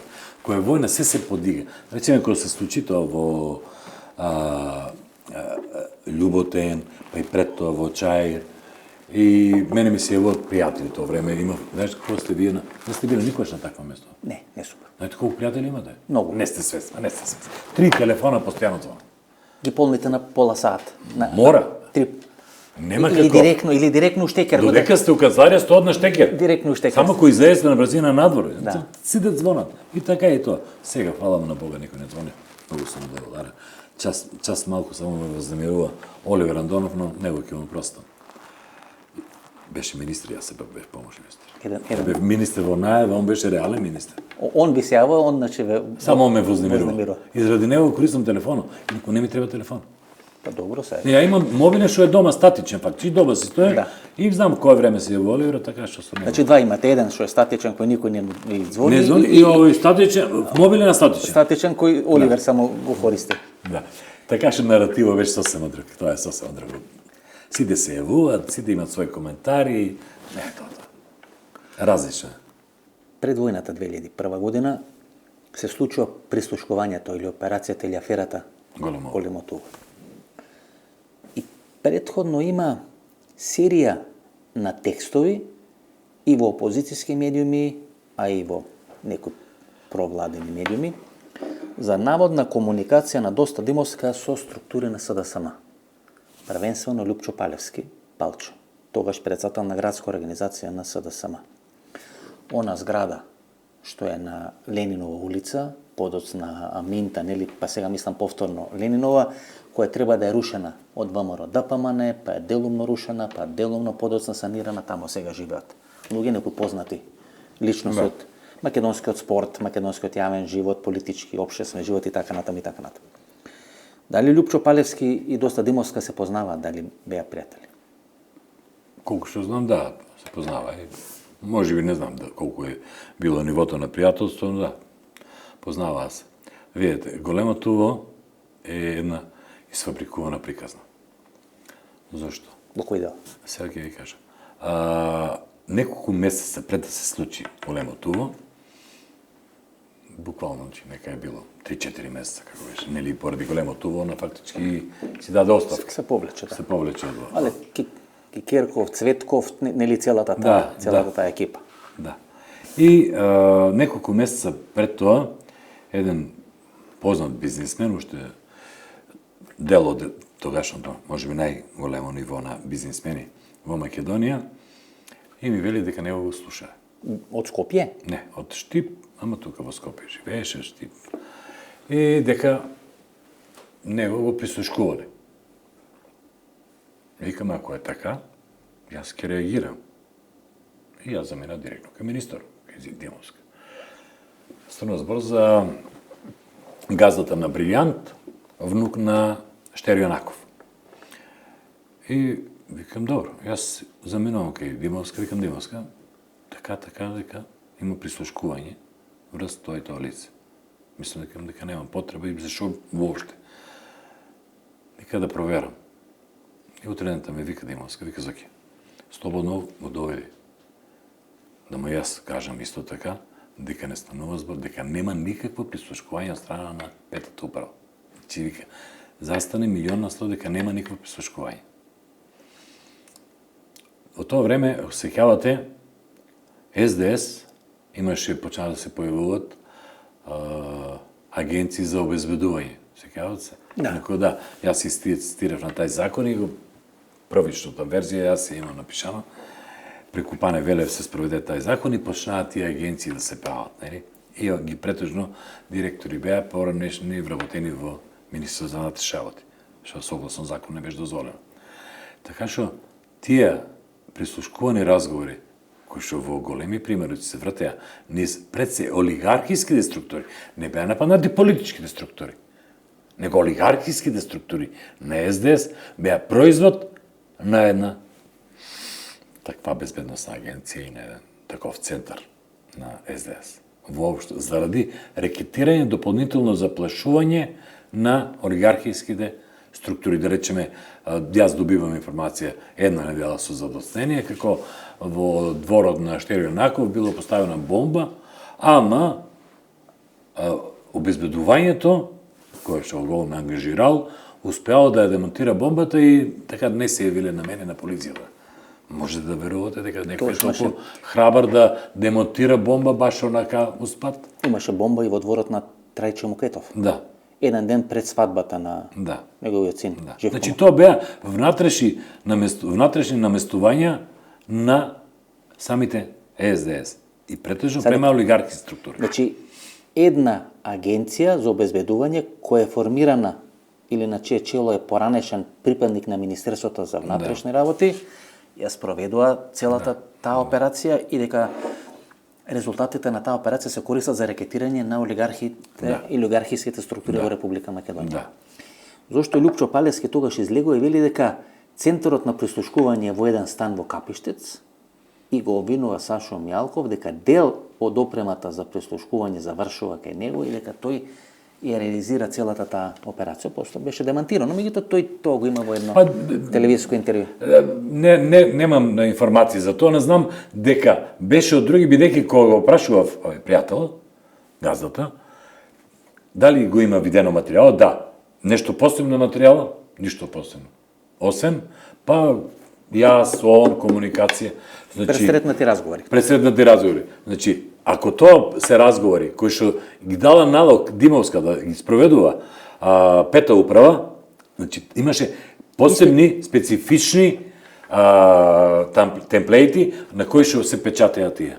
Господин Ефремов, гледате, човекот кој ви се појави во големото уво и во аферата, нели, прислушкување, вистината за Македонија, со Зоран Заев, шарена револуција и така натаму, така. Тие бомби, нели, кои користеше Зоран Заев, Зоран Верушевски, сега велат дека е советник кај еден од овие кои ги спомнавме дека во дворот им било најдена бомба.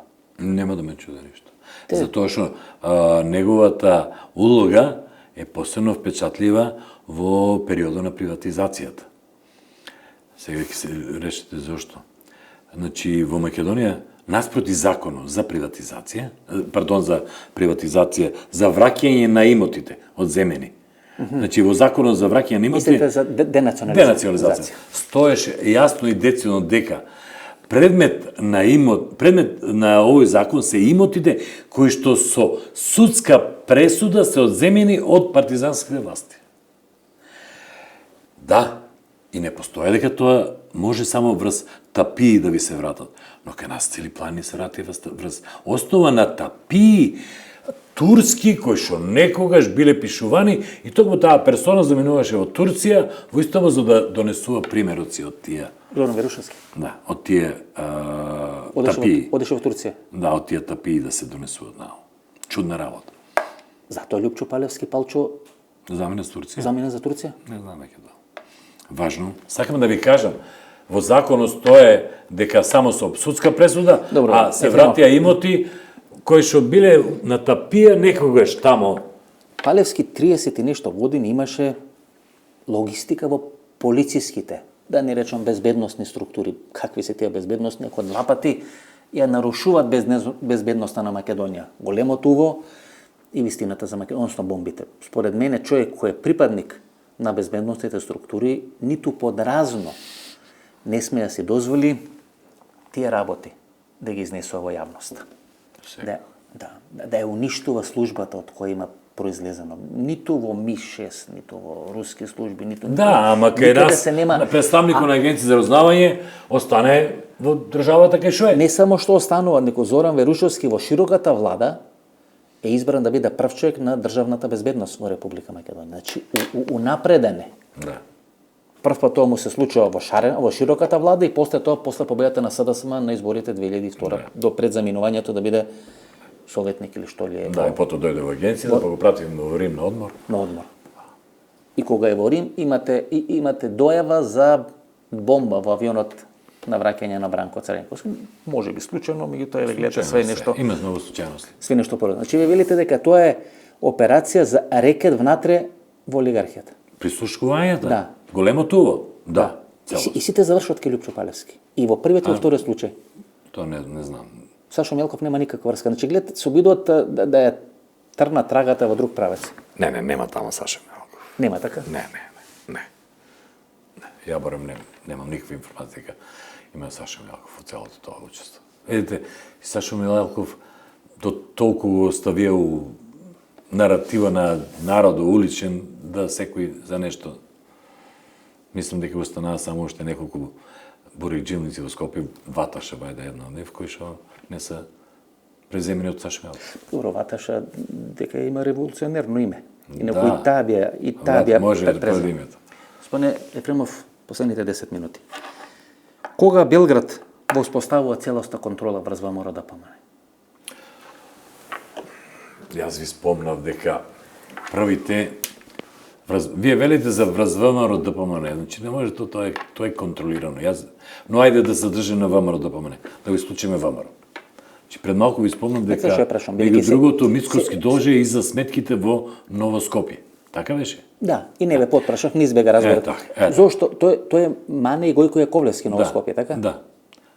Зошто би должен Мицковски? Значи, службата за државна безбедност на ниво на Југославија, за да ги има под контрола емиграцијата, така наречена непријателска емиграција, нели, националистичка, фашистички, веќе под кој се не име беа ставани, и формираше ресторани, кафани, ним лојални луѓе, и тука ги сиде собираше, тука се озвучени, средени, фотографират се, тука се следат и се држеа под контрола. Препарирани. Добро кажам. И тука за македонската емиграција во Германија, Швајцарија, после тука, нешто малку Франција, но претежно Германија и Швајцарија, беше Ново Скопје во Берлин. И чудо, види чудо, ВМРО ДПМН се формира во Ново Скопје во Берлин. Од таму наваму, во една прилика на еден министер му реков, дали е вистина дека службите ве формирале? Па не е, да, службите. Така што во тој временски период на распад на Југославија, службите, како преска што ги спомнаме, овие Коси, како беше? Стево Крајчич, 82 година, тоа се, знаете, тоа не може да имате докази. 82 година после смртта на Брежнев се појавува една група Брежнев, која што е надоврзана Кос на Брежнев, а тоа е руска група. Така што под контрола на русите, сите служби од истоко ја започнуваат приказната со нивните финансии кои што ги имаат надвор преку нивните фирми, знаете. И навлегува во фирмите европски и до ден денеска може Путин посебно да ги играе тие работи. И тие служби ги формира националистичките партии по државите на истоко, меѓу другото, бидејќи овие Вук Драшковиќ, Фидес, да, бидејќи овие другите беа под контрола. Сега требаше да е црното и белото да бидат, нели, средени. Еврокремот. Токму така, да. Нутела е црна, ова е еврокремот што беше наш, црно-бело. Јас сум диабетичар, не јадам и може би... Добро, јас... Не знам зашо зборите, но претпоставам дека сте во право. Да. Како и да е. Значи, сакам да ви кажам, ВМРО ДПМН под контрола цело време на Кос. И до ден денес. Затоа ви реков, не се платени парите. На Кос? Да. Значи, да се разбереме едно, КОС, односно да подобидеме пластички, да наречеме Југословенска служба. Зашо? Заради тоа што и самата Србија како држава има проблем од истите структури. Не можете вие тие да ги рамнете со, речеме, сега владењето на Александар Вучич и на таа нова номенклатура. Црна Гора има проблеми. Хрватски сите имат проблеми. Кога е Вучич министер за одбрана, за одбрана. Кога се прави, како да наречем, парада на поносот, алтернативна парада во Белград, нападнат е неговиот брат. Да, од припадници на военото разузнавање. Да. Не можеле да го препознаат. Тамо тешко се воспостава контрола. Ова фирма Руднап што е? Да. По Чехословачка, во Прага. Таа е под контрола на југословенските служби на КОС. Да. Во таа служба има министер.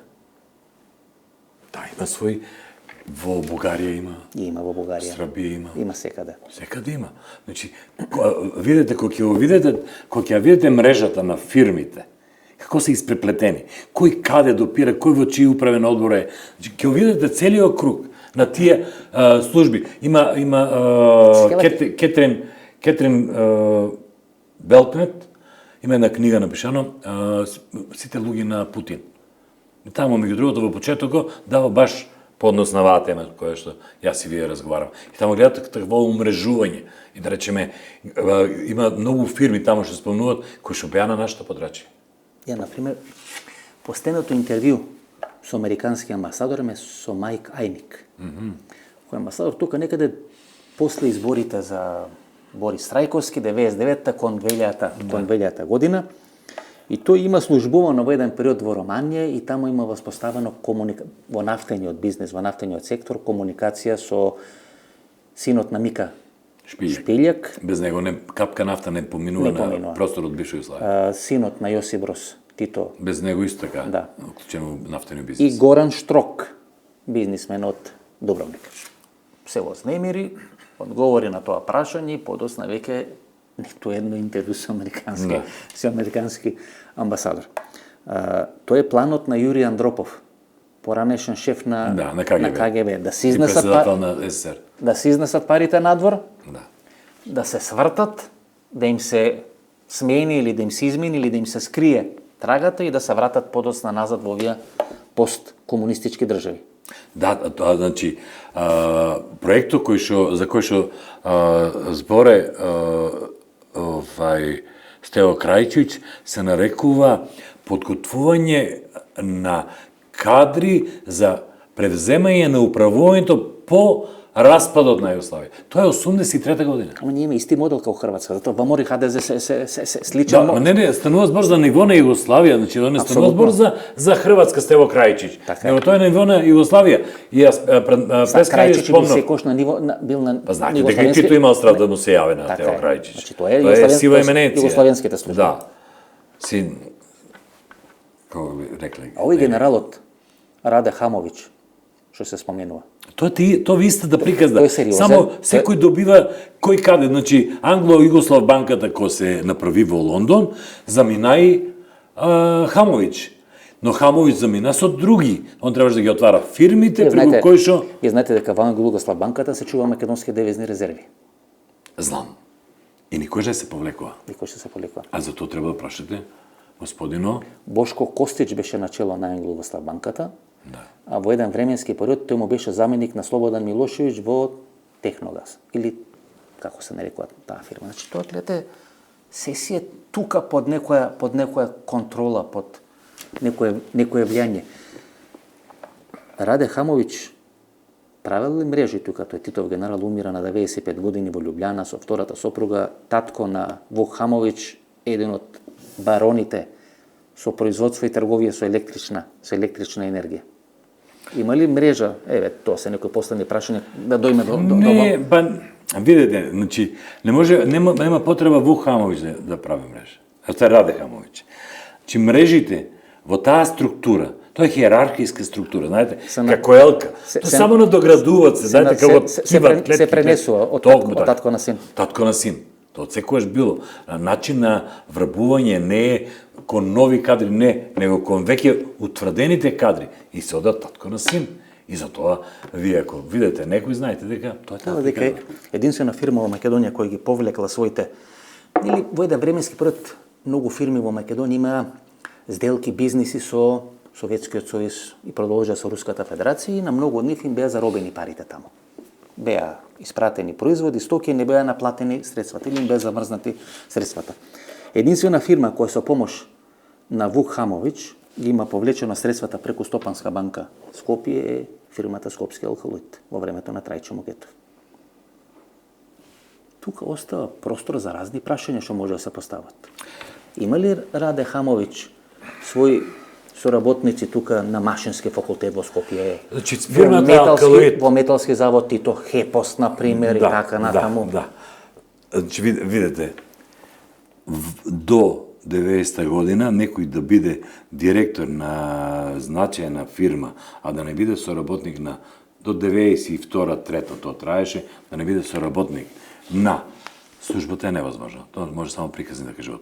Или да биде амбасадор некаде кој што беше, Бог да опрости, Стојан Андов, да биде амбасадор во Ирак, нели, за нафта, а да не биде соработник. А он првиот го започна со законот за лустрација. И јас поднесе на барање на Штипскиот оддел за уставно за устав, поднесеме приговори по наша требаше да се поништи законот. И му беше понудено да биде поставен комунистички премиер на Република Македонија. Да. Видете, помеѓу владата на Глегорија. Една од круцијалните улоги околу испразнувањето на Југославија и тие движења на тие средства има тогашниот заменик совезен секретар за финансии, господин Смиленски. Мето Смиленски. Да, она има една од прилично круцијалните улоги. Експорт-импорт. Банката. Во тај експорт-импорт банката, подочно во неговиот експорт-импорт, има некои чудни луѓе кои што чудно исчезнаа некои. Некои луѓе.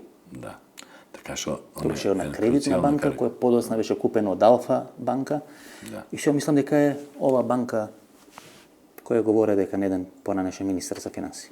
Така говорат. Така зборат. Нели ајде да не кажеме нели пошто Не, и овака премногу луѓе кажа. Значи имаме за пола година ќе направиме уште едно интервју, некаде тамо пролетта, летото ова година. Значи настанува за признавање на МПЦ, па за преговорите со Сирија, со сириската. Тоа е интересно. Сириската црква. Не е сириска, него за Антиохиска. Антиохиска црква, за да разберат нели гледачите. Да, имаме руска линија во ВМРО ДПМН. Ајде, последно прашање биде, што се случува сега во Агенцијата за разузнавање на Република Македонија? Средби има со британски колеги, со представници на МИШЕС. Вие велите, најмногу го признавате работењето на МИШЕС. МИШЕС, Ватикан, МОСАД и после доаѓа ЦИЕ и руската разузнавачка служба. И сите други. И сите други. Да. Видите, значи, последното писмо беше на колегите, не знам за кој станува збор, во Агенција за разузнавање по однос на реакцијата на некои држави членки на НАТО дека не сакат да комуницират со Агенцијата за разузнавање, односно со некомпетентни лица во Агенцијата за разузнавање. Многу ќе помислат дека станува збор за каприциозност на тие што ги пишуваат писмата, па сега нафрлат разноразни работи по однос на НАТО и Агенцијата за разузнавање. За жал, јас верувам дека е така, од едноставна причина што знам нешто кое што многу малку луѓе го знаат во Македонија.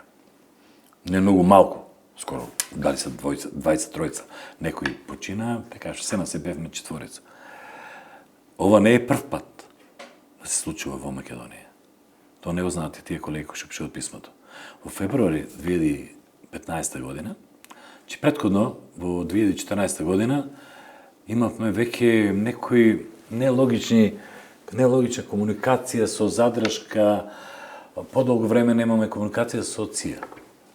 И во февруари месец 2015 година дојде представник на ЦИА во Агенција за разузнавање и кажа дека од денес прекинуваме соработка, вие имате очигледно некој подобар соработник, нели, партнер, продолжите со него, со нас веќе завршувате. Тоа беше за мене страшен удар. Беше најлошто нешто. Во светот на возрастните, во светот на разузнавачите, ако вие немате грб од ција, како да не постоите. Немате информација, немате аналитика, немате ништо. И кој е тој посериозен играч со кој имате, а ција не ви е потребна? Па во тоа време господино Чауле, Наки Чулев, пред тоа, неколку месеца пред тоа, за расшири дејноста, бидејќи ние сме служба малтене МИ-6, или МОСАД, или барем БНД, што знам, кој може да не биде, замина во Кина за соработка со кинеската служба, замина во тамо Саудиска Арабија, Катар, соработка со арапските служби, заедно тамо, кодот обично Ролекси дават чисто онака, поклон. И па зеде и некои коли, кинески, ред други работи.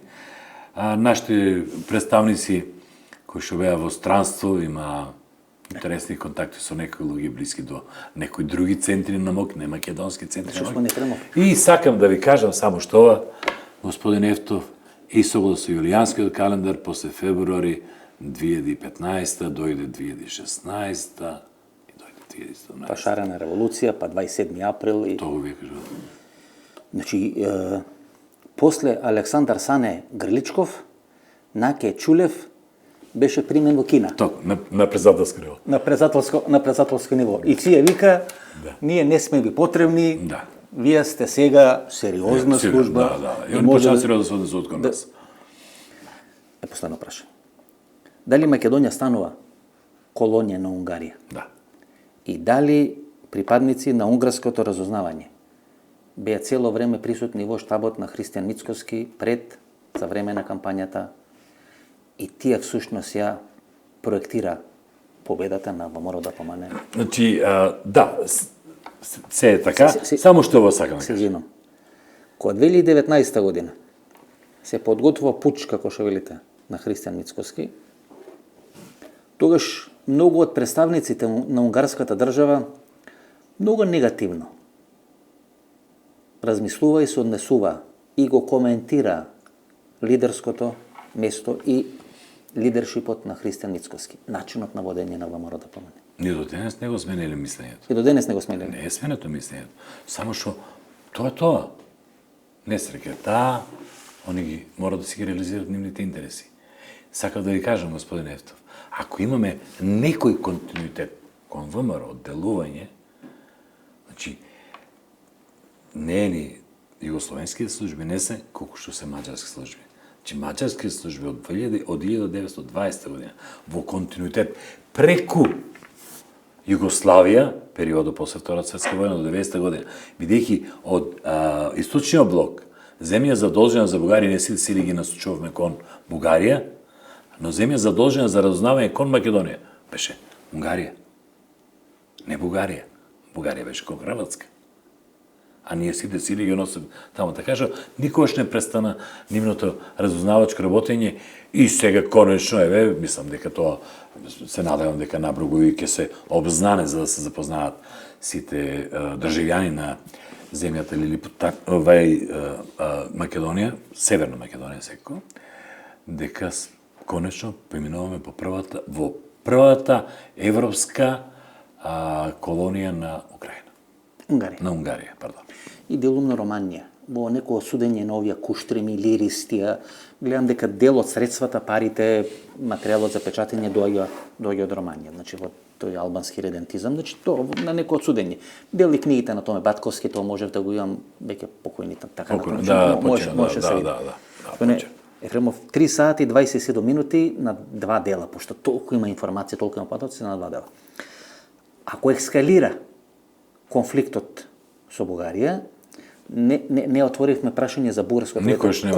Конфликт со Бугарија нема никош да има. Не мислам политички ваков, пинг-понг. Да, па тоа е пинг-понг. Значи, станува збор за незначителни 20 луѓе од таа страна и од 20 страна од 20 луѓе. Ај, нека е ова последно прашање. Пред изборите, луѓе блиски на Христијан Мицкоски колку пати се видени во Софија да пијат кафе на Витошка? Видете, прашав некои мои пријатели од тамо, Да. за вистината на, бидејќи се спомна и некои договори со некои е, личност така е. тамо. Пинг-понг И- да се игра. Да, со некои личности директно им се јавив, Добро. бидејќи некои имам слобода да се јавам и да ги прашам, бидејќи многу чудни разговори се поштија тука.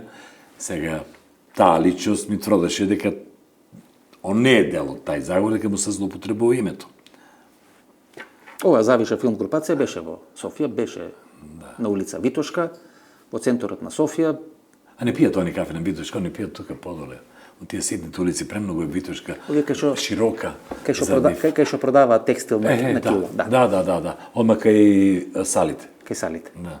Фала многу. 3 сати 29 минути ми беше задоволство, господин Ефремов. Благодарам. Брзо да се видиме уште еднаш, Благодарам. да можеме некои дополнителни прашања. Например, зошто Мосад го сметате и Ватикан? Ај, Мосад можеме, ама зошто Ватикан го сметате? Тоа ќе им биде многу битно да го анализираме во следното дружба. Само ова, како крај, бидејќи спомнате Ватикан, на овие што подготвуваат закон за новата служба која што треба да се формира. Со спојување. Да, бидејќи појма немат од разузнавањето. Да ја кажем како пример, барем каде се посветот, кога спомнавте Ватикан. Разликата меѓу разузнавање и службите за безбедност и контраразузнавање е исто што е разликата меѓу Опус Деј и крстоносците. Тоа е голема разлика. Еди Рама ќе им направи држава на бектешите во Албанија, за да им се додвори на Ватикан. Па дали он ќе се додвори на Ватикан или како агностик ќе се оддели од Ердоган, после притисокот на Ердоган и конечно отварање на најголемата џамија на Балканот во Тирана, мислам дека ќе победе Еди Рама и Ватикан. Макар што има големи проблеми. Проблеми кои што за жал може да се рефлектираат и на територија на Просто Македонија. македонците тоа многу малку го знаат, на територија на Албанија се стационирани неколку илјади припадници на иранските структури блиски на сменетиот шах Реза Пахлави 1979 година. И ко некојаш во интервју сум споменувал 3-4 терористи, тоа се базирало на текстови напишани во бугарски, во сериозни бугарски медиуми и на информации кои доаѓаат од терен дека тие припадници на иранските структури се без малку држава во Република Албанија. Таму има директна линија Техеран-Тирана. Видете, Албанија со Еди Рама направи многу поместување во таа геополитичка глобална слика. Имено на што мислам, ако се сеќавате, Албанија 90 година доби 5 милиарди за да се прогласи за исламска држава. Од спонзорите од Саудиска Арабија и другите држави. Значи, Албанија успеа да ги прескокне тие работи. Сега со последните движења, политички движења кои што ги прави Еди Рама околу формирањето на нова држава на територијата на Албанија, држава на алевитите, мислам дека многу сметки ќе бидат преметени меѓу кои тие на Алевити во Сирија се дел на владеачката структура. Да. Малцинство, но владеат. Малцинство, но владеат. Но владеат. Но Тоа е владеат. династијата нели на Да. која владе во Сирија. Фала многу, беше Молим, задоволство. благодарам. Фала ви. Ова беше вториот дел на интервјуто со Зоран Ефремов. Ново дружење недела. По завршување на изборите во Соединетите Американски држави, ќе видиме кога ќе снимиме. Сите работи ќе се знаат, ќе бидат познати. Сите процеси во Америка и во светот ќе можеме да ги претпоставиме, вклучително и тука во Република Македонија. Имавме едно џамбо интервју со Зоран Ефремов, некаде 3 часа и 35-40 минути. Се надам дека ви се допадна. Ако ви реков, некаде пред 2 или пред 3 недели дека ова сезона ќе биде многу добра сезона, мислев токму на овие интервјуа и ова е само почеток на еден процес. Вакви интервјуи ќе има се повеќе во емисијата во Центар. Останете со нас. Политичка анализа вторник 20 часот и 30 минути, интервју идната недела во 20 часот, до вторник и до недела. Пријатно вечер Македонија, каде да си.